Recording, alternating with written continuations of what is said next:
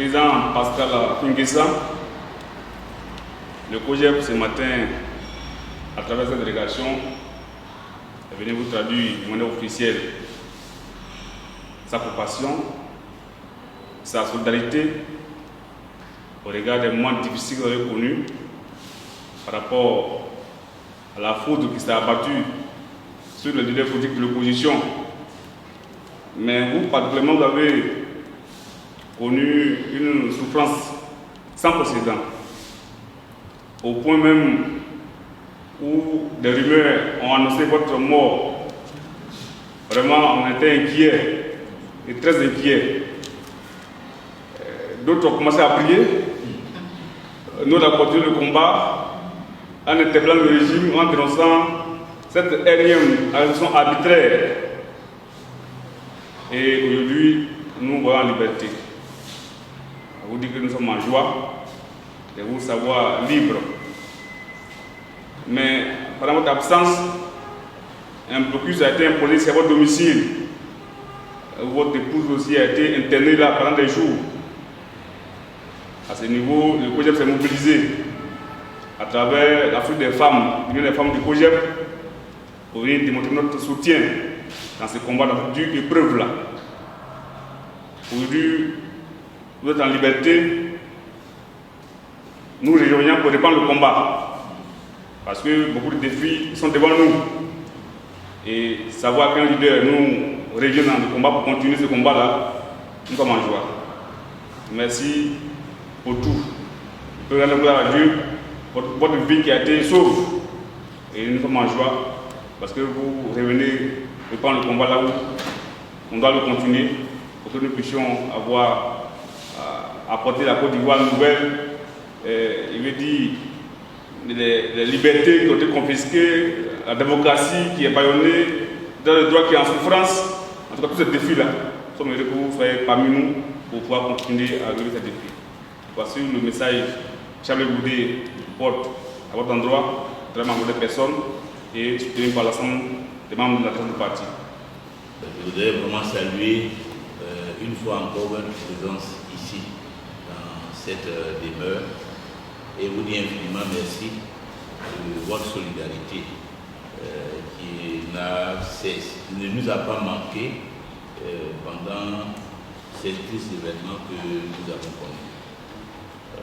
Puisque comme l'a rappelé le vice-président, vous étiez là pendant mon absence aux côtés de madame et de la famille pour manifester votre solidarité. Et aujourd'hui encore vous êtes là au nom du président Charles Goudé pour nous témoigner, je dirais même votre affection. Je voudrais vraiment vous dire infiniment merci au nom de la direction du parti. Et donc, nous ne sommes pas surpris de votre sollicitude. Je voudrais en retour vous dire infiniment merci. Vous souhaitez à chacune et à chacun d'entre vous aussi une très bonne et heureuse année 2021. Que cette année soit pour nous une année de santé. Parce que la politique, c'est un peu comme le sport, il faut être en très bonne santé. Puisque vous parcourez le pays, il faut s'exprimer régulièrement. Si on n'a pas la santé, c'est difficile. Si vous êtes jeune, donc sur cet aspect-là, c'est un prêcher même un converti que de vous souhaiter une bonne santé. Mais on ne sait jamais. Bonne santé, beaucoup de paix dans vos familles, beaucoup de succès dans toutes vos initiatives, de prospérité pour chacun et chacune d'entre vous. Les épreuves font partie de la carrière politique. Les épreuves font partie de la carrière politique. Et c'est dans les épreuves qu'on peut même dire qu'on peut se sublimer. C'est dans les épreuves qu'on peut marquer son comportement. On ne va pas chercher les épreuves pour les épreuves, mais quand elles surviennent, quand elles se présentent, il ne faut pas les fuir. Il faut les assumer avec courage. Il faut les assumer, surtout lorsqu'on sait que ces épreuves-là sont nécessaires pour faire avancer la cause qu'on défend, pour faire avancer le pays. Et il n'y a pas un seul pays qui ait avancé, qui se soit transformé, qui ait progressé, sans que des gens aient accepté d'affronter les difficultés, de subir les épreuves. Cette capacité de résistance qui a fait évoluer les autres. nous aussi nous devons faire preuve de cette capacité de résistance. Nous devons nous battre pour que la conscience de tous les Ivoiriens change et qu'aucun Ivoirien ne puisse s'imaginer qu'il peut impunément tenter d'imposer sa volonté au peuple. Qu'il comprenne que s'il dépasse une ligne, il va trouver les Ivoiriens en face de lui et qu'il a intérêt donc à être réservé, à faire preuve d'humilité dans la relation avec le peuple et dans la gouvernance du pays, que cette gouvernance-là soit humaine, cette gouvernance-là soit respectueuse des droits fondamentaux des Ivoiriens et cette gouvernance-là soit transparente. Donc, c'est ce combat-là, on peut ne pas comprendre la portée de ce combat si on est engagé dans des considérations quotidiennes de survie. Mais nous ne sommes pas, nous qui nous engageons dans le combat, nous ne sommes pas dans la survie quotidienne. Nous sommes dans la perspective. Nous sommes dans la construction de la nation. Nous sommes dans une mission de transformation. Et je voudrais vraiment vous féliciter, vous les jeunes qui avez décidé de vous engager dans cette voie. On a mené un combat, mais le combat n'est pas terminé. Je peux dire qu'on a gagné ce combat. Ce combat a été gagné. Parce que si Ouattara peut croire qu'il a la victoire au niveau des institutions, puisqu'il est à la tête de l'État, il faut qu'il sache que c'est nous qui avons la victoire politique. C'est nous qui avons eu la victoire morale, c'est nous qui avons eu la victoire psychologique. Or, c'est le plus important. La victoire politique, morale et psychologique, c'est le plus important. Et cette victoire, il faut que nous la concrétisons demain à l'occasion des élections législatives par une victoire institutionnelle.